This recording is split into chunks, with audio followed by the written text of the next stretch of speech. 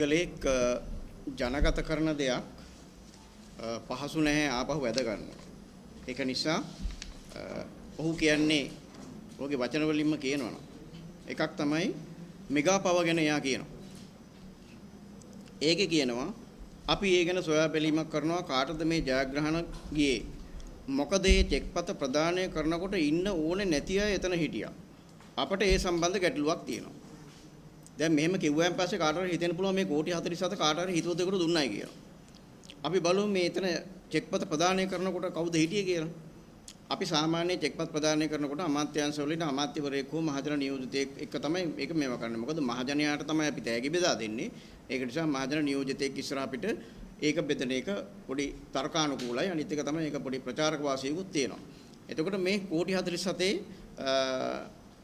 ත්‍යාගය අපි බෙදලා දුන්නේ කොළඹ මහනගර සභාවේ නගරාධිපතිනිය රායි කැලි බල්සාර් මහත්මිය සහ එහි නියෝජ්‍ය නගරාධිපති හේමන්ත මහතා සමග ජාතික ලෝතරැයි මණ්ඩලයේ අධ්‍යක්ෂක මණ්ඩලයේ සමාජිකයන් සහ මේ ත්‍යාගලාභියා මේ එතකොට අසේල සම්පත් කොහොමද දන්නේ කියන්නේ චෙක්පත ප්‍රදානය කරනකොට ඉන්න ඕනේ නැති අය එතන හිටියයි කියලා මම දන්න තරමින් නම් මීට පෙර රජයන් වල ප්‍රධාන අමාත්‍යවරු ඒ වගේම අගමැතිවරු පවා මේ තෑගි බෙදීම් වලට එනවා ඒක සාමාන්‍ය දෙයක්.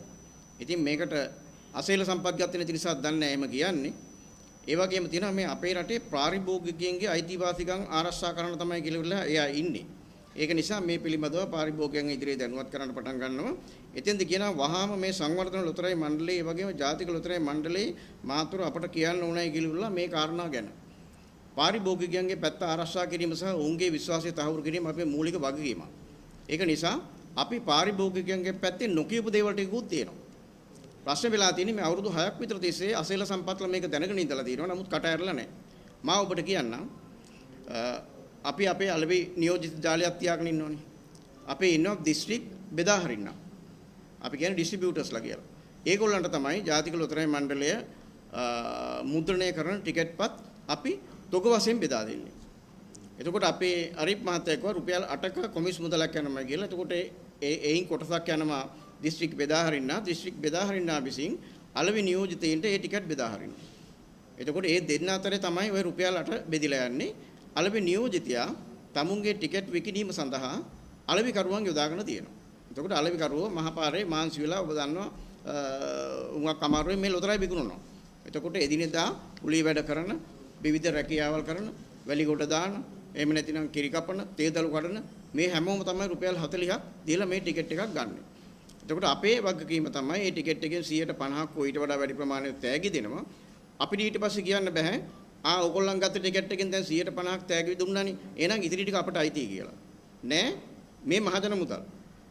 ඒක නිසා අපි 154 නම් තෑගි වලට දෙන්නේ ඉතිරි 146ටත් අපි වක් කියන්න ඕනේ. එතකොට ඒ වගේ තත්ත්වයක් යටතේ මේ අසේල සම්පත් මේ විදියට කියනකොට අපිට මහ ජනතාව දැනුවත් නොකර ඉන්න බෑ.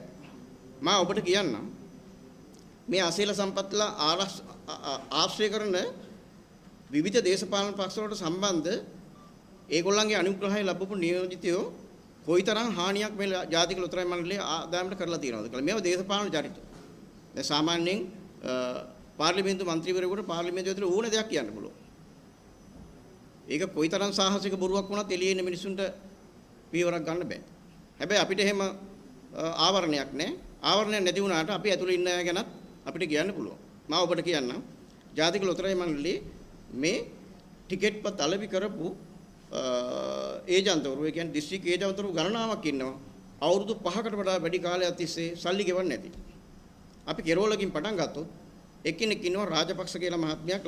එයාගේ නම ලකීෂා තරංගිකා රාජපක්ෂ. එයා මේ කුලියාපිටිය පැත්තේ කුරුණෑගල පැත්තේ. එයා 2019 20 විතර ඉඳලා තියෙනවා එයාගේ 98,78,000. ඒ කියන්නේ රුපියල් 40 ගානේ ටිකට්පත් ගත්ත මම හිතන්නේ 4 ලක්ෂ ගාන මිනිස්සු ගත්ත ටිකට් මේ තියෙන්නේ. රුපියල් 98 ලක්ෂයක් අවුරුදු 5ක් තිස්සේ ගෙවලා නැහැ. අපි බැලුවා මෙයා කවුද කියලා මේ. මෙයා කවුද කියලා බැලුවාන් පස්සේ තමයි අපිට එයාගේ මේ මුදල් අය කර නොගැනීමට පසුගිය පාලන අධිකාරිය විසින් කටයුතු නොකළයයි කියලා හිතෙන්නේ. දැන් සාමාන්‍යයෙන් ආයතනයක රජයේ ආයතනයක මේ මුදල් කියලා කියන්නේ පොදු දේපල. පොදු දේපල 98 ලක්ෂයක් ගෙවපු නැති කෙනෙකුට විරුද්ධව යන්න තියෙන ප්‍රධානම තැන තමයි එක්කෝ අපරාධ පරීක්ෂණ දෙපාර්තමේන්තුවට එහෙම නැත්නම් වංචා විමර්ශන කාර්යාංශයට. මේ දක්වා ගිහිල්ලා නැහැ. මේකට හේතුව අපි හොයාගෙන ගියාන් පස්සේ මේ අලෙවි නියෝජිතවරියට ඒ අලෙවි නියෝජිතකම දෙන්න කියලා තියෙන්නේ 2016 6/16 දින අධ්‍යාපන අමාත්‍ය අකිල විරාජ් කාර්යවසම්.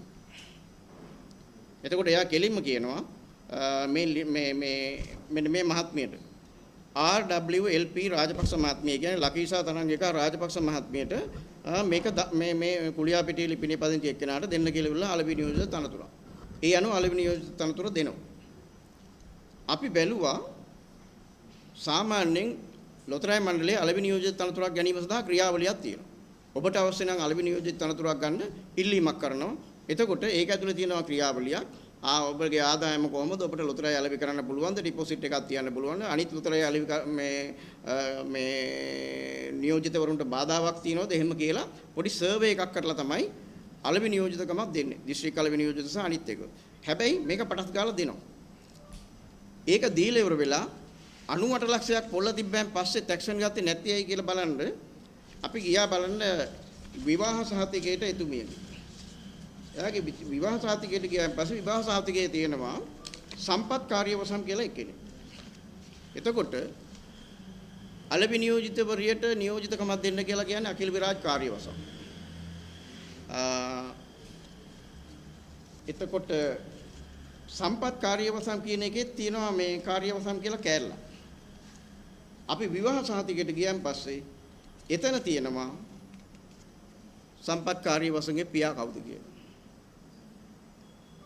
අපි වෙබ් අඩවියට ගිහිල්ලා අකිල විරාජ් කාර්යවසම් මහත්තයාගේ තාත්තා කවුද කියලා බලනකොට අර විවාහ සහතිකයේ තියෙන සම්පත් කාර්යවසම්ගේම තාත්තා තමයි.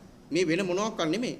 අකිල විරාජ් කාර්යවසම් අමාත්‍යවරයා තමුන්ගේ නෑනට ඉෂුව කරපු මේ නියෝජිත ධූරයක්. එතකොට 2016 මේක ඉෂුව කරන්නේ 2020 දී විතර මේකට අදාළ ගෙවීම් පැහැර හරිනවා 98 ලක්ෂය. එතෙන් සිට කිසිම පියවරක් ගන්නෙ නැහැ. ඒක නිසා එතන තියෙනවා නෑනගේ ප්‍රශ්නේ. සාමාන්‍යයෙන් ලංකාවේ ඕනෑම රාජ්‍ය ආයතනයක වංචාවක් දූෂණයක් ආක්‍රමකතාවයක් එහෙම නැතිනම් එළියේ තියෙන බරපතල මිනිමරුමක් වගේ දෙයකදී පොලිසියට හෝ වෙනත් ආයතනයකට පැමිණිලි කරලා එතන යන්නේ නැතිනම් විමර්ශනයක් අනිවාර්යයෙන් මෙතන පාලක පක්ෂයේ දේශපාලකයෙක් ඉන්නවා. මේ જાතියෙම තවත් එකක් තියෙනවා. ඒ අලෙවි නියෝජිතවරිය තියලා තියෙනවා ලක්ෂ 21ක පොල්ලක් 2019 සිට. අපි බැලුවා යාගේ නම මොකද්ද කියලා. යාගේ නම දිසානායක මුදියන් ශීලාගේ විජිතා නන්දනි. ඊට පස්සේ එයාට දෙන්න කියලා තියෙන්නේ කවුද කියලා බැලුවාන් පස්සේ අපිට හම්බ වෙනවා මේ දිස්ත්‍රික් අලෙවි නියෝජිත ධූරය දෙන්න කියලා කියන්නේ වෙන කවුරුවක්වත් නෙමෙයි පාර්ලිමේන්තු මන්ත්‍රී හේෂා විතානගේ. රයිට්. අපි බැලුවා මේ දෙන්නගේ අතර සම්බන්ධය තියෙන්නේ මොකද කියලා. එතුමගේ ඇප්ලිකේෂන් එකේ තියෙනවා ඊමේල් ඇඩ්‍රස් එක විදියට හේෂා විතානගේ පාර්ලිමේන්තු මන්ත්‍රීවරයාගේ ඊමේල් ඇඩ්‍රස් එක. ඊට පස්සේ අපි ගියා අර පරණ විදියට අපේ සර්වේ එකේ විවාහ සහතිකයට. ගියන් පස්සේ මේ වෙන කවුරුත් නෙමෙයි බිරිඳ. එතකොට හේෂා විතානගේ මන්ත්‍රීවරයාගේ බිරිඳ රුපියල් 21 ලක්ෂයක් නොගම ඉන්නවා. ඊට පස්සේ අපි සභාපතිතුමීට ආවයින් පස්සේ මේක ලියුම් වලින් දැනුම් දෙනවා මේක දෙන්න කියලා. එයා කියන්නේ සල්ලි දෙන්නේ නැහැ. මම දෙන්න ඇත්තෙත් නැහැ වෙන අය දෙන්න තියෙන කියලා දෙන්නේ නැහැ. ඊට පස්සේ අපි වංචා විමර්ශනාංශයට පැමිණිලි කරනවා. වංචා විමර්ශනාංශයේ සෑහෙන කාලයක් ගිහිල්ලා ඉවර වෙලා අවසාන වශයෙන් ගෙන්නුවෙන් පස්සේ අපට ආරංචි විදියට එතුමිය කියලා තියෙනවා මට සල්ලි දෙන්න බැරි වුණේ මගේ නියෝජිතයෝ මට පොල්ල තිබ්බ නිසායි කියලා. ඒගොල්ලෝ සල්ලි නොගෙවපු නිසායි කියලා. පස්සේ වංචා විමර්ශනාංශය නියෝජිතවරයෙක් ගෙන්නලා. ඒ සීල දෙනා කියලා දෙනවා නෑ නෑ අපි සතපහක්වත් නෑ නෑ මේක බොරුවක් කියලා. දැන් මේ පැමිණිල්ල යනකොට ගිණුමට ඇවිල්ලා සල්ලි දානවා. මේක නිකන් අර අපේ වත්තේ කියන කේල් කන කවුරු හරි මිනිහෙක් කපාගෙන ගියන් පස්සේ අපි හොයනකොට ආරංචි වෙනකොට ඉමින් සැරේ පිළිකන්නෙන් ඇවිල්ලා කේල් කන තියලා යනවා. ඊට පස්සේ සේප් වෙන්න පුළුවන්. හරි ඉතින් කේල් කන ඔයාලට හම්බුණානේ කියලා. එතකොට මෙතන තියෙන්නේ තේ දේශපාලනයම තමයි. එතකොට යාට පත්වීම දෙනවා තමුන්ගේම නෝනට දිස්ත්‍රික් අලෙවි නියෝජිත. හරි. එතකොට දීලා එයා 21 ලක්ෂයක් තියාගෙන ඉන්නවා. එතකොට 21 ලක්ෂයට පොලිය මේ වෙනකම් අවුරුදු 5කටත් වැඩි කාලයක්. අතන අකිල විරාජ්ගේ නෑනගේ තියෙනවා 98 ලක්ෂයක්. ඒකට පොලිය දැන් අපිට ජාතික ලොතරැයි මණ්ඩලයේ සියලු වැඩ නවත්තලා නෑනයි නෝනයි පස්සේ යන වෙලා තියෙනවා. මේ මහ ජනතාව විසින් සල්ලි දීලා මිලදී ගත්ත මේ ටිකට් පත්වල මේ රජයට අයිති වෙන ටික අය කරගන්න. මේ જાතිය වැඩක් තිබුණා පහුගිය දවස්වල මේ සුරාබදු දෙපාර්තමේන්තුවේ. මත්පැන් සමාගම් මිනිසුන්ට අරක්කු විකුණලා මිනිස්සු සල්ලි ගෙවලා ඔක්කොම කරලා ඒ මත්පැන් බීලා මිනිස්සු මුත්‍රා කරලා ඉවරයි. සල්ලි ටික ගෙවන්නේ. මේ විදියම තමයි. එතකොට මේ රජයේ ආදායම මේ ආකාරයට වංචා කිරීම කියන එක ඇවිල්ලා ඉවරලා පොත් දේපල පරිදි යන්න ඕනේ. හැබැයි යන්නේ නැහැ. යන්නේ නැත්තේ පාලකයා එතන ඉන්නවා. ඒක නිසා අපි වැළුවා දැන් මේ කුලියාපිටිය ඔය සිද්ධිය සම්බන්ධයෙන් එයාගේ ඔය 98 ලක්ෂය ඇතුළේ තියෙනවා 41 ලක්ෂයක් මණ්ඩලයේ සේවකයෙකුට මේක දුන්නයි කියලා ඉවරලා ඒක දැන් තියෙන අපරාධ පරීක්ෂණ දෙපාර්තමේන්තුවේ අපි බැලුවා මේ සේවකයා කවුද කියලා. ඒකට සේවකයා අපි බැලුවා මේ සේවකයාගේ විවාහ සහතිකයට ගිහිල්ලා කවුද ඉන්නේ කියලා. අස්සම් කරලා තියෙන කරුව ජයසූරිය මහත්තයයි රාජේෂ් සේනාරත්න මහත්තයයි. දැන් ඊට පැහැදිලි. අකිල විරාජ් කාර්යව සම්මාත්‍යය ඉන්නවා මෙතන. රවි කරුණානායක මහත්තයට එයා ලියනවා ලියුමක් මෙහෙම දෙන්න කියලා. ඒ වෙනකොට සභාපති ඉන්නවා ශාමිලා පෙරේරා කියලා. මං හිතන්නේ එතුමිය දැන් එක්සත් ජාතික පක්ෂයේ මොකක් හරි තලතුරක් දරනවා. මේ සල්ලි ටික දානවා මේක ඇතුළෙම ඉන්න පුද්ගලෙක් එයාගේ විවාහයටත් අත්සන් කරන්නේ එක්සත් ජාතික පක්ෂයේ හිටපු ප්‍රබලය දෙන්නේ. එතකොට මේ කේස් එක එතනින් එහා යන්නේ අර පුද්ගලයා රටින් පැනලා යනවා. 51 ලක්ෂයක් තියෙනවා තව ගෙවන්න වෙනම. මේ වෙනකම් පොලිසියකට හෝ මේකට පැමිණිලි කරලා නැහැ.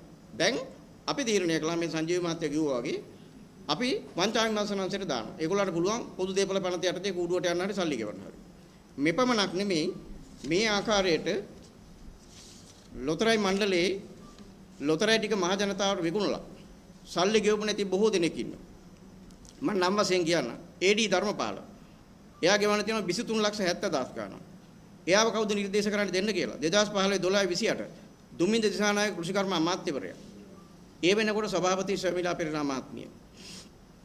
තව ඉන්නවා ඩීඩී පෙරේරා කියලා කෙනෙක්. එයාත් මේ විදිහට සල්ලි ගෙවන්න නැතුව ඉඳලා තව තියෙනවා 6,09,000 ගාණක් ගෙවන්න. කවුද එයාට පත්වීම දෙන්න කියලා තියෙන්නේ 2011 12 15 නවීන් දිසානායක. කවුද එයා? රාජ්‍ය කළමනාකරණ ප්‍රතිසංස්කරණ අමාත්‍ය. ඊළඟට තව ඉන්නවා ජේ.එම්. ආර්යසිංහ. එයාත් ගෙවාගෙන ඇවිල්ලා නවත්තලා තියෙනවා 4,39,400යි. කවුද එයාට දෙන්නේ නිර්දේශ කරන්නේ? රවි කරුණානායක මුදල් අමාත්‍ය, ඩොක්ටර් අරුණ සිරිවර්ධන එක්සත් ජාතික පක්ෂයේ සේරුවිල ප්‍රධාන සංවිධායක. එයා සල්ලි ගෙවන්නෙත් නැහැ. තවත් තියෙනවා ලංකා සුපර් ෆෝචුන්ස් කියලා. එයා නම් 1,94,000 ගාණක් ගෙවන්න තියෙන්නේ. කවුද නිර්දේශ කරලා තියෙන්නේ එයාට දෙන්න? ගාමිණී ලොකුගේ 2013 3/8. එතකොට එයා කම්කරු සම්බන්ධතා අමාත්‍ය. දැන් පාරිභෝගිකයන්ගේ අයිතිවාසිකම් වෙනුවෙන් පෙනී ඉන්නවා කියලා කියන අසේල සම්පත් සෑහෙන කාලයක් මේ කරක්ක ගහ ඉන්නවනේ. මේ ඔක්කොම අවුරුදු 6කට වැඩිය පරණ ඒවා. ඒතර මේව දැක්කේ නැත දන්නේ. මේව තමයි පාරිභෝගිකයන්ගේ අයිතිවාසිකම්. මොකද මේ මුදල් වලින් කොටසක් යනවා වක්ගොඩ අර මුදලට. අර කිව්වා වගේ ක්‍රීඩා අර මුදලට ඇතුළු මේ දේවල් ගොඩකට යනවා. අපේ නිලධාරීන්ගේ දීමනාව ගෙවන්නෙත් මේවෙන් තමයි. දැන් සිද්ධ වෙලා තියෙන්නේ දැන් මේවට අදාළ තෑගි වලට සල්ලි ජාතික ලොතරැයි මණ්ඩලය ගෙවලා තියෙන්නේ. මහා භාණ්ඩාගාරයට සල්ලි ගෙවලා තියෙන්නේ. හැබැයි ලොතරැයි මණ්ඩලයට මේ ටික අය වෙලා නැහැ. මේක කෝප් කමිටුව ඇදිලා තියෙනවා. කෝප් කමිටුවට අපිට ලබන මාසේ යන්න වෙනවා. කෝප් කමිටුවට විගණකාධිපති වාර්තා කරලා තියෙන එකේ මේ ණයශේෂය තියෙනවා. එතකොට කෝප් කමිටුවෙත් වාඩි වෙනවා මේ දේශපාලන පක්ෂවල කට්ටිය. right? ඒක නිසා මේ ගමන කෝප් කමිටුවේදී අපි මේ මෙතන කතා කරපු විදිහට මේ නම්ගම් සහිතව මේක එලි කරනවා. අපි මේ නම් වශයෙන් එලි කරන්නේ වෙන මොනවක් කන්න නිසා නෙමෙයි අපි වග කියන්නේ මහ ජනතාවට. අපේ ටිකට් මිලදී ගන්නේ සාමාන්‍ය මහ ජනතාව. එතකොට ඔවුන්ගේ මුදලින් ටිකට් වල සල්ලි ටික අරගෙන කවුරු හරි තමුන්ගේ සාක්කුවේ දමාගෙන ඉන්නවනම් අපිට තියෙන නීතිමය පියවර ගැනීමේ විතරක් වගකීම නෙමෙයි ඒක මහ ජනතාවට එලිදරව් කරනවා. නැත්තම් වෙන්නේ මේ අසීල සම්පත්ල වගේ මිනිස්සු මේක ඇතුලේ වෙන වෙන දේවල් කරනවා. right? මේ අවශ්‍ය වෙලා තියෙන වෙන මොනවක් කරන්නේ නෙමෙයි ප්‍රධාන වශයෙන් අපේ ආදායම ඇත්තම කියනවා මේ අවුරුද්දේ අපේ ආදායම ගිය අවුරුද්දට වඩා වැඩි. අපි බොහෝ විට බලාපොරොත්තු වෙනවා ගිය අවුරුද්දේ ආදායමට වඩා බිලියන 6කින් 7කින් මේක වැඩි කරන්න. ඒක නිසා අපේ අලවිය වැඩි. නියෝජිතයන්ට ලැබෙන කොමිස් මුදල වැඩි. අපේ නිලධාරීන්ගේ ආදායමත් වැඩි. අපේ නිලධාරියෙකුට ගෙවනවා නම් අපේ ඉන්සෙන්ටිව් එක විදියට ගිය අවුරුද්දේ ගෙවපුවට වඩා රුපියල් 17000ක විතර පමණ වැඩි මේ අවුරුද්දේ ගෙවනවා. ඒක නිසා සියලු ක්ෂේත්‍රයන්ට මේකේ වැඩිවීමක් තියෙනවා. වකුගඩු අර්බුදයට අපි ගිය අවුරුද්දටම වෙන් කළේ මිලියන 32ක්. දැන් මේ මාස 9 ඇතුලේ අපි මිලියන 57ක්. ඒක නිසා දැන් එයා මේ හැමතැනම ගිහලා තොරතුරු හොයාගත්තයි කියලා කියනවා. එයා කියනවා මේකේ එයා වෘත්තීය සමිතිකාරයොත් එක්ක කතා කළාලු, අරයත් එක්ක බැලුවලු, මේ ඔක්කොම කළාලු. කළාන මේ ටික අහුවෙන්න එපා. එයා අඩු වශයෙන් ලොතරැයි ප්‍රතිඵල බැලුවා නම් මේ වගේ සාහසික ප්‍රකාශ කරන්න බෑනේ.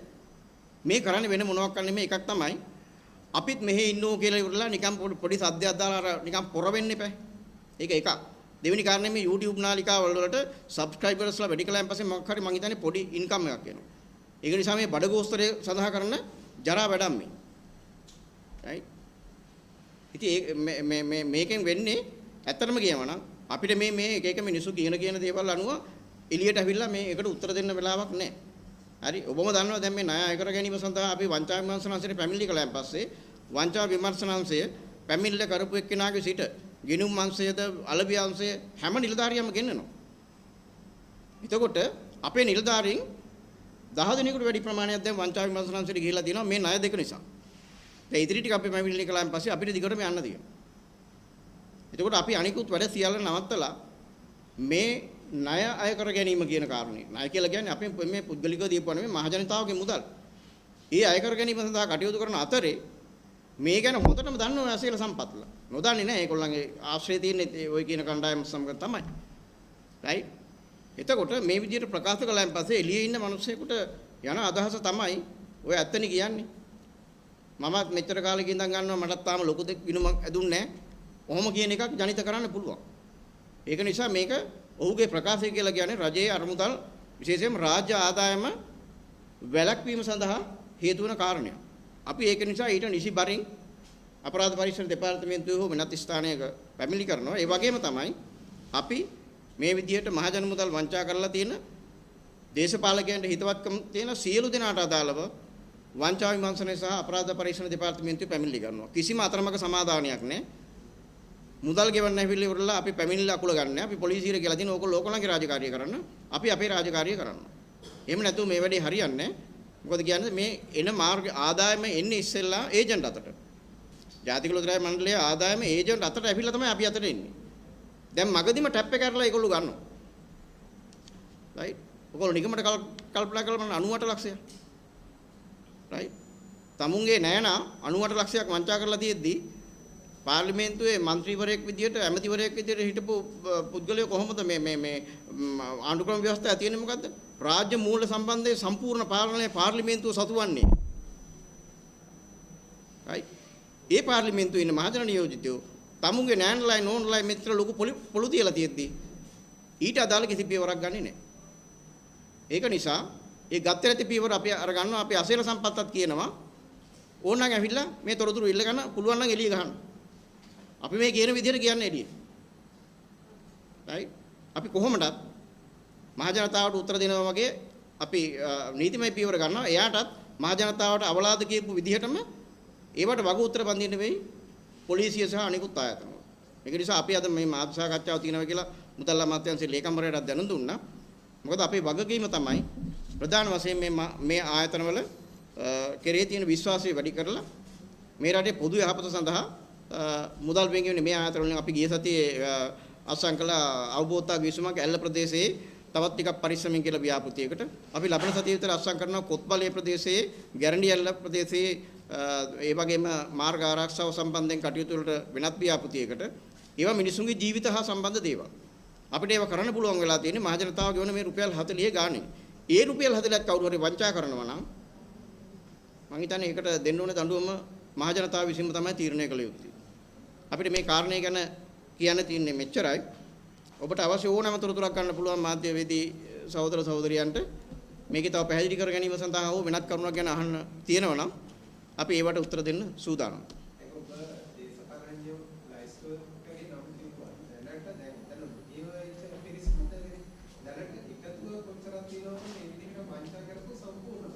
මේක තියෙනවා දැන් අපිට ප්‍රධාන වශයෙන්ම අහුවෙන්නේ ඔය 98 ලක්ෂයයි ඊට පස්සේ 21 ලක්ෂයයි තවත් තියෙනවා ඒ වගේම මිලියන 20ක් විතර වගේ ප්‍රමාණයක්. එතකොට අපිට නිකමට කල්පනා කරලා බලන්න 98 ලක්ෂයක් කියලා කියන්නේ අපි ටිකට් විදියට ගත්තොත් එහෙම ටිකට් 5 ලක්ෂයක විතර ප්‍රමාණයක්.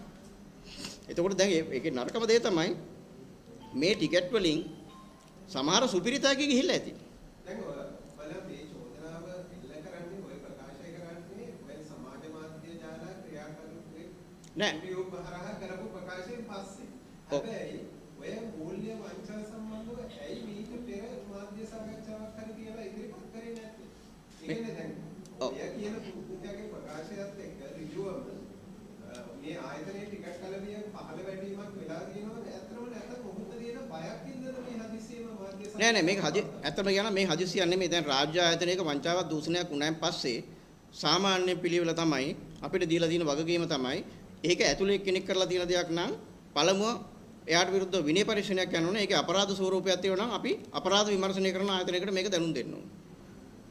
ඕක තමයි ප්‍රොසීඩියර් එක. පිට කෙනෙක් නම් කරලා තියෙන්නේ එයා සිවිල් වරදක් නම් කරලා තියෙන්නේ එයාට විරුද්ධව සිවිල් නඩුවක් පවරන එක සහ එයා අපරාධ වරදක් නම් විශේෂයෙන් මූල්‍ය අපරාධයක් නම් අනිවාර්යයෙන්ම පැමිණිලි කළ යුතුයි පොලිසියට හෝ අපරාධ පරීක්ෂණ දෙපාර්තමේන්තුවට. දැන් අපි මේ පැමිණෙන්නේ මේ මහත්මයා සහ මම පැමිණෙන්නේ මම එන්නේ සභාපතිවරයා විදිහට 2024 සැප්තැම්බර් 27 වෙනි සභාපති විදියට. ඒතකොට අපේ ආවන් පස්සේ අධ්‍යක්ෂක මණ්ඩලය මේ කෝප වාර්තාව අධ්‍යයනය කළාන් පස්සේ තමයි අපිට අහුවෙන්නේ ගෙවපු නැති මුදල් තියෙනවා කියලා. එතකොට පළමුවම මම කරන දේ තමයි වංචා විමර්ශනාංශයේ පැමිණිලි කරනවා හේසා විතානගේගේ භාර්යාවට විරුද්ධව. එතකොට වංචා විමර්ශනාංශයේ මාස 9ක් විතර විමර්ශනය කළාන් පසුව තමයි ගැලවෙන්න බැරි වෙන තැන සල්ලි බඳින්නේ. ඒක නිසා තියෙන පැමිණිල්ලක් විභාග කිරීම සඳහා පොලිසිය ගන්න කාලය කියන එක අපිට ප්‍රශ්න කරන්න බෑ. ඒක ඒගොල්ලන්ගේ ප්‍රොසීඩියර් එකනේ. ඊට පස්ව අපි බලනවා මේ 98 ලක්ෂයේ කේස් එකට මොකද වෙලා තියෙන්නේ කියලා. 98 ලක්ෂයෙන් කොටසකට අදාළ එක ගිහිලා තියෙනවා CID එකට. හැබැයි ඒක CID එකට වාර්තා කරනකොට වරද්දලා වාර්තා කරලා තියෙන්නේ. ඒක නිසා අපි අපරාධ පරීක්ෂණ දෙපාර්තමේන්තුවට ගිහුවා මේ පසුබිම හරියට පැහැදිලි කරලා නැහැ. අපි නීතිපති දෙපාර්තමේන්තුවට දැනුම් දුන්නා. අපිට සාකච්ඡාවක් දෙන්න කියලා අපිට ඒක සිකුරාදා හවස දීලා තියෙනවා. ඒ කියන්නේ මේ 98 ලක්ෂය සම්බන්ධයෙන්ම අපිට පැමිණිලි කරන්න තියෙන්නේ වංචා විමර්ශන අපේ විමර්ශනාංශයට අපි 51 ලක්ෂය ගැන පැමිණිලි කරනවා. අනිත් සීළු දෙනාටම අපි අවස්ථාවක් දීම සඳහා ලිඛිත දැනුම් දීලා තියෙනවා. ඔයගොල්ලෝ මේ නඩු කටයුතු වලට සම්බන්ධ නැතුව ගෙවන්න කියලා. නෑ. ඔබට මම කියන්නම් මේ උත්තරේ ගිය අවුරුද්දේ අපේ බිලියන 37.8 ගිය අවුරුද්දේ අපේ ආදායම. රයිට්? මේ අවුරුද්දේ ඊයේ වෙනකොට බිලියන 39.8යි. තව අපිට මාස දෙකක් තියෙනවා. ඒක නිසා අපි අපේ අධ්‍යක්ෂක මණ්ඩලයේ තීරණය කළා මේ අවුරුද්දේ ඉදිරි මාස දෙකේදී තව බිලියන 6.5ක් එකතු කරනවා කියලා. ඒක නිසා අපි ගිය අවුරුද්දේ ආදායම ඉලක්කය පනවලා තියෙනවා. අපිට තව ටිකයි තියෙන්නේ. මේ අවුරුද්දේ අපි බිලියන 40ක් මේව කරන්න තියෙනවා. දැන් අපි 39 ඉන්නවා කියලා කියන්නේ දවස් 3යි නැත්නම් 4යි. දැන් ඔයගොල්ලෝ මේ මාසික කුලිය ගොඩනැගිල්ල දැන් කුලිය ආයතනයේ දැන් වර්ග අඩියකට ගෙවන ගාන කිව්වේ. හැබැයි සම්පූර්ණ මාසිකට කොච්චරද? මාසිකට මෙහෙමයි තියෙන්නේ. මාසිකට අපි ගෙවනවා එකට රුපියල් මිලියන 8කට ආසන්න ගාණක්. මේක 2018 අරගෙන තියෙනවා කුලී පදනම මත. ඊට පසු අපි උත්සාහ කළා එකක් තමයි මේ ගොඩනැගිල්ල තියෙන්නේ මේ කොටුවේ ඊ타මත්ම කරදරකාරී ස්ථානයක වාහන දෙකයි පාක් කරන්න පුළුවන් ඩිස්ට්‍රිබියුටර්ස්ලට එන්න විදියක් නැහැ. ඒක නිසා අපි රජයේ ගොඩනැගිල්ල ගන්න ගියා. ශ්‍රාවස්ති ගොඩනැගිල්ල ගැනීම සඳහා අපි අත්‍තරම පරීක්ෂා කළා. නමුත් ශ්‍රාවස්ති ගොඩනැගිල්ල පුරා විද්‍යාත්මක ගොඩනැගිල්ලක්. ඒක අලුත් වැඩියා කරනවා නම් පුරා විද්‍යා දෙපාර්තමේන්තුවේ එකඟතාවය මත විශාල කාලයක් යනවා ඒක සංරක්ෂණය කරන්න. ඊට පස්සේ අපි ලේක් හවුස් ආයතනයේ තිබුණා ජනාධිපති අරමුදල තිබිලා ඒ ඔෆිස් එක වැකේට් කළා. අපි ඒක අරගන්න ගියා. නමුත් අපිට වර්ගාඩි 35000ක පමණ ඊට ප්‍රමාණයක් අවශ්‍ය වෙනවා. ඒකට ඉඩ මදි. ඊට පස්ව අපි රජයේ ගොඩනැගිලි කීපයක්ම බැලුවා. දැන් අපි ඉල්ලලා තියෙනවා භාවිතා නොකරන මැති ඇමතිවරුන්ගේ නිල නිවාස තියෙනවා. ඒවැ වර්ගාඩි 35000ක ප්‍රමාණයක් තියෙනවා අපිට දෙන්න. ඒ වගේම බොක්ෂෝල් වීදියේ තියෙනවා පර්චස් 112ක ඉඩමක් අපේ මේ ලොතරැයි මණ්ඩලයේ සතු ලොතරැයි මණ්ඩලයට මුදල් තියෙනවා. අපි මුදල් අමාත්‍යාංශයෙන් අවසර ඉල්ලලා තිබුණා 2000 මැති ඇමතිවරුන්ගේ නිල නිවාස කියවම දැන් මේ නිල නිවාසය දැනට ඔය යෝජනා කරලා තියෙනවද? නෑ දැනට තියෙනවා මේ විශාල ඉඩකඩ තියෙන නිල නිවාස තියෙනවා මේ අතහැරපුවා. පාවිච්චි කරන්නේ නැතිව තියෙනවා. එතකොට ඒවා හරි අපිට දෙන්න මේ ඒවා ඉඩ ප්‍රමාණය වර්ග ප්‍රමාණය ගැලපෙනවා. ඉතින් දැන් අපිට මේ ප්‍රතිපත්ති මේ වශයෙන් ගොඩනැගිලි ඉදි කරන්න දීලා නැහැ මේ 2021 විතර මොකද කොවිඩ් ප්‍රශ්නය නිසා. ඒක නිසා මේ ගොඩනැගිලි ඉදි කරන්න බැරි වුණා. ඇත්තටම අපිට කිසිසේත්ම අවශ්‍ය නැහැ මේ ගොඩනැගිලි ඉන්නේ ඊටාම අපහසුයෙන් පිටකොටු මේ කොටුව මැද තියෙන ගොඩනැගිල්ල. අපිට පාඩුවේ එතන සිටීම.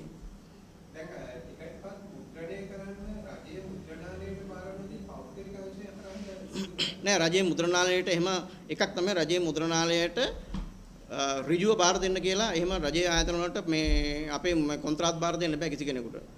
මේ අවුරුදු 20ටත් ඒක තියෙනවා. අපි රජයේ ආයතනයකට ඍජුව දෙනවා නම් රජයේ ආයතනයක් විසින් ජාතික ප්‍රසම්පාදන කොමිෂන් සභාවේ එකඟතාවය ගන්න කොමිෂන් සභාව කීයටවත් දෙන්නේ නැහැ එකඟතාවය. නෑ අපි ටෙන්ඩර් කැඳවලා තමයි දෙන්නේ. ඒතකොට ටෙන්ඩර් කැඳවලා දෙනකොට අපේ කැබිනට් පේපර් එකක් තියෙනවා බොහෝ කාලයකට පෙර ගත් එකක් මහජන සම්පත කියන එක රාජ්‍ය මුද්‍රණ නීතිගත සංස්ථාවෙන් මුද්‍රණය කළ යුතුයි කියලා. එතකොට මහජන සම්පත දිගටම මුද්‍රණය කරන්නේ එතනින්. ඊට පස්සේ තව ටිකට් පත් තුනක් අපි මුද්‍රණය කරන රාජ්‍ය මුද්‍රණ සංස්ථා මුද්‍රණ නීතිගත සංස්ථාවෙන් අපේ මුද්‍රණ දෙපාර්තමේන්තුවට මේ ලොතරැයි ගැසීම සඳහා හැකියාවක් තියෙන මැෂින්ස් නැහැ. ඒගොල්ලෝ මේ අවුරුද්දේ තමයි සැලසුම් කරලා තියෙන්නේ රුපියල් මිලියන 500කට විතර මැෂින් එකක් ගේනවායි කියලා. ඒක නිසා රජයේ මුද්‍රණ දෙපාර්තමේන්තුවට ලොතරැයි ටිකට් ගහන්න බෑ. ඒ අනුව අපි ටෙන්ඩර් කැඳවලා ගත්ත ආයතන තියෙනවා. එකක් තමයි CBA කියලා වෙලා මේ සිලෝන් බිස්නස් ඇප්ලයන්සස් කියන කම්පැනි එක. අනිත් එක DPJ හෝල්ඩින්ග්ස් කියලා එකක් තියෙනවා. තවත් ඒ වගේ කම්පැනියක් තියෙනවා. අපි ඒතකොට කම්පැනිස් 3කින් ගහනවා ටිකට් 4ක්. ඉතිරි 4 ගහනවා රාජ්‍ය මුද්‍රණ නීතිගත සංස්ථාව. ඒකේ විශ්වාසනීයත්වයක් තියෙනවද මොකක්ද අධීක්ෂණය කිරීමේ ක්‍රමවේද? නෑ ඒකේ තියෙනවා ඇත්තම කියවනම් අපි මේ දැන් ඒවැ ටෙන්ඩර් කාලය අවසන් වෙන නිසා දැන් මේ දවස්වල ටෙන්ඩර් කැඳවලා ඒවැ ඉවැලුවේෂන් දැන් යන්නේ. එතකොට අපි ටෙන්ඩර් කැඳවනකොට අපි මේ සම්පූර්ණම කාර්යාල පරිශ්‍රය මේ මුද්‍රණ පරිශ්‍රය සම්පූර්ණයෙන් බලලා ඒ සිකියුරිටි ප්‍රින්ටින් කියන එකේ ෆැසිලිටිස් තියෙනවද? ඒගොල්ලන් දැනට අරගෙන තියෙන ඕඩර් ප්‍රමාණය කොච්චරද? අපේ ඕඩර් එක බාරගත්තොත් එහෙම මේක දෙන නිදහසේ ගහන්න පුළුවන්ද? ඒවට අදාළ සම්පූර්ණ ප්‍රමිති තියෙනවා. එතකොට ඒ පේපර් එක අපි සම්පූර්ණයෙන්ම නිශ්චය කරලා තියෙන. ඒක නිසා එතන ලොකු මේකක් තියෙනවා. අර සාමාන්‍ය මේ ප්‍රින්ටිං වැඩක් නෙමෙයි. එතන අර සිකියුරිටි ප්‍රින්ටිං කියලා තියෙනවා. මේ ඔය ඡන්ද පත්‍රිකා මුද්‍රණය කරනකොටත් වැඩි ඒක ආරක්ෂිත විධිවිධාන දාලා කරන්න තියෙන එක. එතකොට ඒකට අදාළ ප්‍රමිතියන් තියෙනවා. මම දසලක්ෂය මුද්‍රණය කරද්දී ඒක නිසියාකාරව විසලුවා හැරේ යුතුයි කියන අදහස ඔව් ඇත්තටම හැබැයි නමුත් දැන් එතකොට ඒවයි ජයග්‍රහණ තියෙනවද නැද්ද කියන එක ඔයාලා දන්නවයි කියන්නේ නෑ දැන් මෙහෙමනේ අපි නෑ මේ නෑ නෑ මෙහෙමනේ මම පැහැදිලි කරන්නම් අපි අපේ ටිකට් අපේ ආදායම අවුරුද්දට බිලියන 40ක් කියලා කියන්නේ අපි මිලියන 1000ක ටිකට් ගහනවා. ඒ කියන්නේ ටිකට් පත් මිලියන 1000ක් ගහනවා.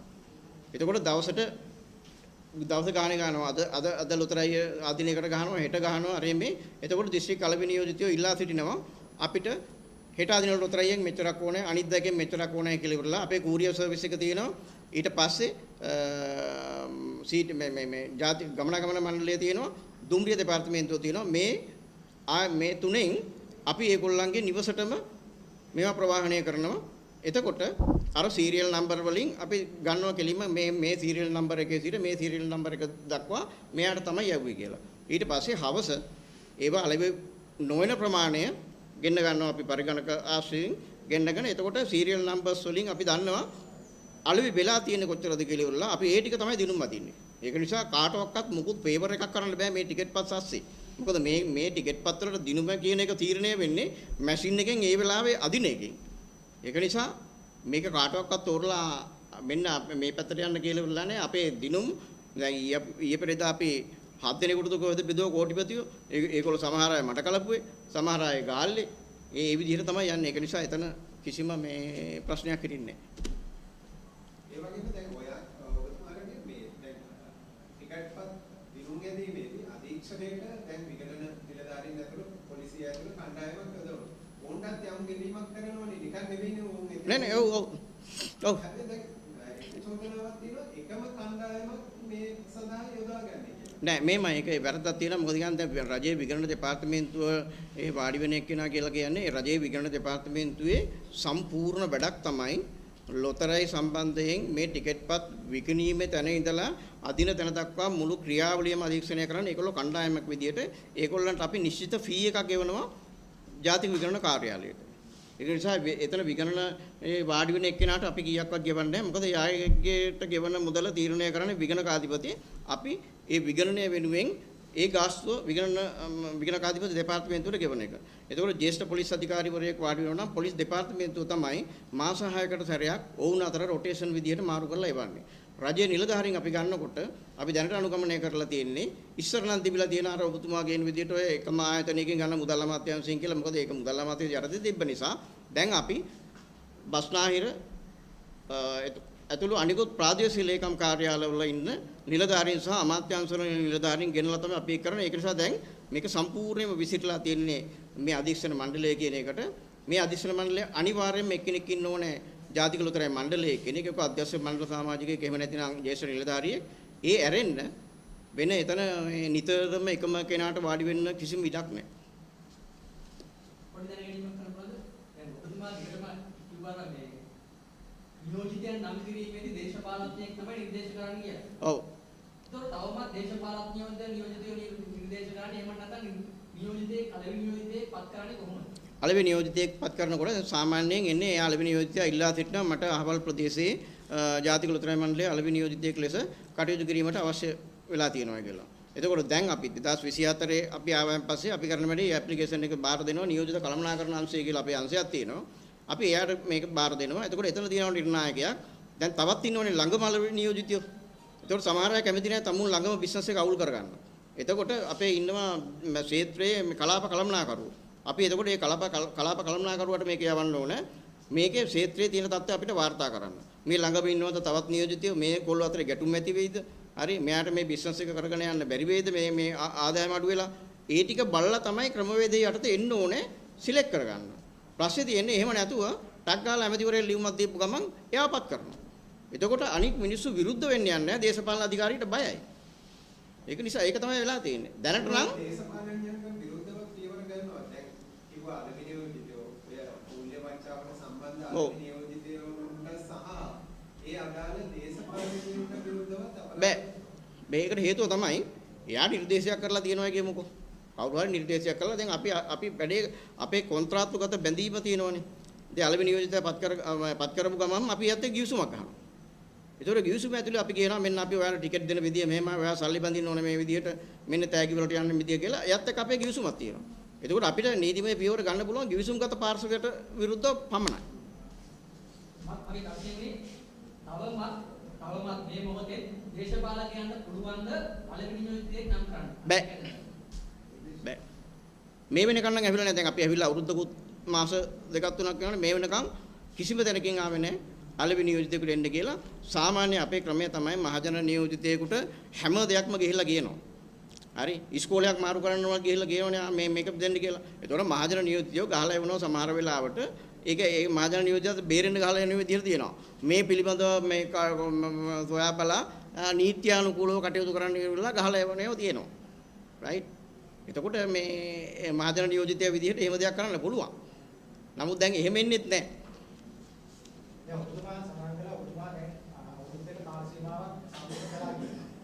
එතකොට මේ ඔබතුමා ඔය තනතුරට ආවට පස්සේ අවුරුදු කීයක් පිටිපස්සට මේ මුදල් අය කිරීම සිද්ධ කරන්න මෙරීම් කරන්න තියනවද කියන එක මේ වෙනකොට ප්‍රශ්නය කරලා තියෙනවා. ඔව් දැනට තියෙනවා මේ ඔක්කොම එරියස් තියෙනවා 2018 විතර ඉඳලා ආපුවා තියෙන්නේ මේ. ඒ කියන්නේ මේක මුලදී මේක පටන් ගන්නකොටම මේක ගොඩ ගැහෙනකොටම අයිඩෙන්ටිෆයි කරලා මේ ටික ගොඩ ගැහිලා ඊට පස්සේ එකපාරටම අලෙවි නියෝජිත දෙකෙන් අයින් වෙනවා. ඒතර අයින් වුණාන් පස්සේ ඉතුරු වෙන්නේ පොලිසියට හරි කොහෙට හරි යන්නේ විතරයි.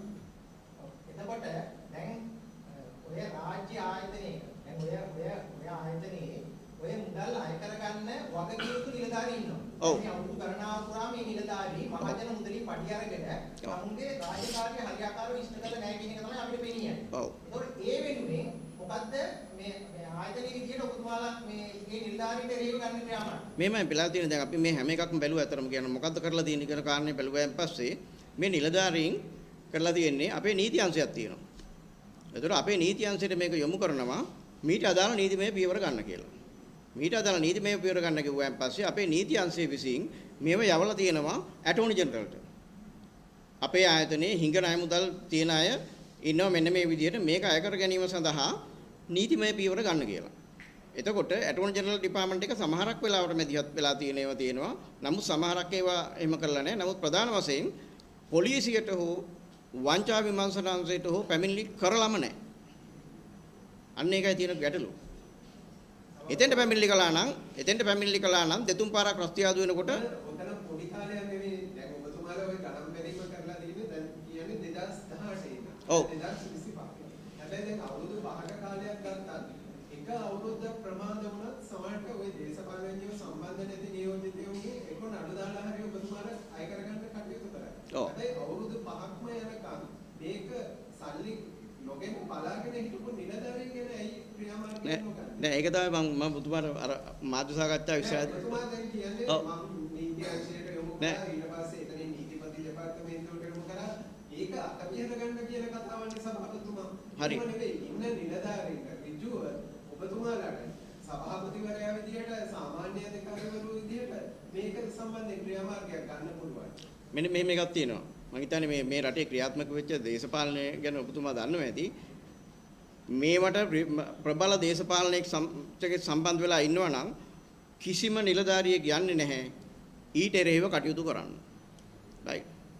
දැන් බොහෝ දෙනෙක් ඉන්නේ ඔය දැන් සමහර වෙලාවට සතයක් මේ වංචා කරපු නැති අමාත්‍යාංශ ලේකම්වරු යන්නේ කූඩුවට. අනුමත කිරීමේ බලධාරියා එයා. හරි. මේක උඩින් කියනකොට මේක අනුමත කරන්න කියලා ඉවරලා. ඔබ කල්පනා කරලා බලන්න කී දෙනෙක් පූල් එකට ගියාද කියලා රාජ්‍ය පරිපාලනේ. අස්සන්න කරපු මේ ලේකම්වරු. අපිත් තුන්දෙනෙක් ඉන්ටර්ඩික් කරලා දිනවා. තුන්දෙනෙක් ඉන්ටර්ඩික් කරලා දිනවා. දැන් මේ රටේ ජනතාව මේ ඉතල කාලයක් පැවති දේශපාලන ක්‍රමවේදය වෙනස් කරලා මේ රජයේ බලයට පත් කරලා තියෙන්නේම මේ තිබුණ ක්‍රමවේද වෙනස් කරන්න. ඔව්. එතකොට මේ පත් වෙච්ච ඔබතුමාලවත් ඒ වෙනුවෙන් ඒ දේශපාලක මතවාද වලට තමුගේ රාජකාරිය හරියාකාරව විශ්ලේෂණය නොකරපු නිලධාරි වගේ කියන්න ඕනේ නැහැ. දැන් මේ රටේ ආයතනවල ඉන්නවා මහජන මුදල් ආවාසිනියක් කළා විශ්‍රාම ගිහිල්ලා විශ්‍රාම වෙටපත් අරගෙන කොහොම මේ සනීපෙට ඉන්නවා. මේ රටේ මහජනතාව තාමත් බදු මුදල් විදියට මේ මුළු ලෝකෙම ගත්ත ණය මුදල් වලට බදු ගෙවගෙන ඉන්නවා. ඔව්. නමුත් ඒව අය කරගන්න මේ රටේ කිසිම ආයතනයක අන්තිම පත් වෙච්ච නිලධාරියෙක් කටයුතු කරන්නේ නැහැ. දැන් මෙහෙමයි. අපි ලොතරැයි මණ්ඩලය ගැන ගමු. right. ලොතරැයි මණ්ඩලය අපිට අහුවෙච්ච තැනදී අපි දැනට තියෙනවා කොටුව පොලිසියම අපි ආවන් පසුම තියෙනවා අපේ පැමිණිලි 3ක් විතර මේ වගේ ණය කර ගැනීම සඳහා දාලා ඒ කොටුවේ පොලිසියට පැමිණිලි කරපු එකක් තමයි පස්සේ වංචා විමර්ශනාංශයට ගියේ. වංචා විමර්ශනාංශයේ තව තියෙනවා දෙකක් අපි දාපුවා. right. ඉතිරි ටික මේ ටික පොලිමට යවනවා. ඒගොල්ලන්ට කාලයක් දීලා තියෙනවා අවසාන වශයෙන් කියලා පුළුවන් නම් ගෙවන්න කියලා. මේකේ තව තියෙනවා දේවල් මේ විවිධ අක්‍රමිකතා සම්බන්ධයෙන් අල්ලස් කොමිසම විමර්ශනය යනවා. ඒවට අපිවත් කැඳවනවා. හරි. එහෙම පැමිණිලි නිර්නාමිකව ගියේවා තියෙනවා. එතකොට ඒකට අදාළව අපිට කරන්න තියෙන්නේ ඒගොල්ලෝ බොහෝ වෙලාවට අල්ලස් කොමිසම කරන වැඩේ වර්තමාන අධ්‍යක්ෂක මණ්ඩලයෙන් ඉල්ලා සිටිනවා. මේ ගැන අපිට සම්පූර්ණ රිපෝට් කරන්න කියලා අපි නොපමාව රිපෝට් කරනවා. එතකොට ඊට පස්සේ අපිවත් ගෙනියනවා. අපිවත් ගෙනලා අහනවා මේ කොහොමද උනේ කියලා. ඒක නිසා ක්‍රියාවලිය කියන එකට බාධාවක් නැහැ. දැන් අපි ඇවිල්ලා අවුරුද්දක් වෙනවා. විගණකාධිපති මේ අවුරුද්ද පුරාම විගණන විමසුම අපිට නිකුත් කළා.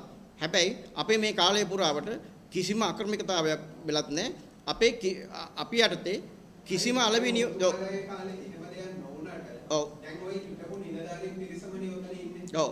එතකොට ඒ අය නොකර ගැනීම සම්බන්ධයෙන් ඇයි ඒ නිලධාරීන්ට ආයතන මට්ටමින්වත් ක්‍රියාමාර්ගයක් නොකරන්නේ? නෑ මෙහෙමයි. දැනට කීප දෙනෙක් ඉන්නවා ඉන්ටර්ඩික් කරපු අය. සමහර අය දැනට ඉන්නවා 4 දෙනෙක්. දැන් අපි මේ මෑතකදී ඉන්ටර්ඩික් කළා අපේ මේ කවුද අභ්‍යන්තර විගණකවරිය. right. අභ්‍යන්තර විගණකවරිය වැඩසටහන කළා යම් ප්‍රශ්න හේතු කොටගෙන මීට කලින් මේ අලෙවි කටයුතු කරපු එක කළමනාකරණවරයෙක්ව ඉන්ටර්ඩික් කළා. ඔව්. එතන ඉන්නවා 3 දෙනෙක්. මේ මෑතකදී තව මේ අපේ නියෝජිතංශයේ කෙනෙක් ඉන්ටර්ඩික් කළා සති 3කට විතර කලින්. ඒවට අදාළ මූලික විමර්ශන යනවා. ඒවට අදාළව අධිකරණ පොලිසිය ක්‍රියාමාර්ගات යනවා. ඒක නිසා අපි මේ ටිකටත් අපි ඉතුරු කරන්නේ මෙතනින් එහාට මේ ණය යන්න දෙන්නේ නැහැ අපි කීයටවත්. අපිට මම හිතන්නේ කෝප් කමිටුවට අපි කැඳවන්න අපිට ලියුම් ඇවිල්ලා තියෙන උත්තර දෙන්න කියලා. කැඳවයි මාසෙකට විතර යනකොට ඒ යන්නේ අපි මේකේ සැලකිය යුතු ප්‍රමාණයක් අවසන් කරලා. ඒ නිසා මෙතනින් එහාට නම් අඟලක්වත් යන්න දෙන්නේ නැහැ මේ ණය සම්බ. හොඳයි ඉතින් මේ වෙනත් ප්‍රශ්න නැතිනම් අපි අවසන් කරමු. බොහොම ස්තුතියි මේ අවස්ථාවට සහභාගී වුණාට.